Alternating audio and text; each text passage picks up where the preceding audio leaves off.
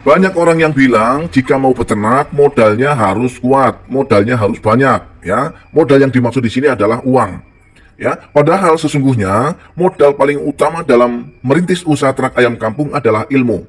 Ilmu seputar peternakan ayam. Di situ ada yang namanya pencegahan penyakit ayam, perawatan ayam, membuat ayam cepat besar, pakan ayam, bagaimana supaya kita tidak mengalami kerugian. Karena pengalaman berbicara bahwa meskipun kita punya modal uang segudang, kalau kita tidak berilmu, itu hanya omong kosong teman-teman. Pasti kita rugi.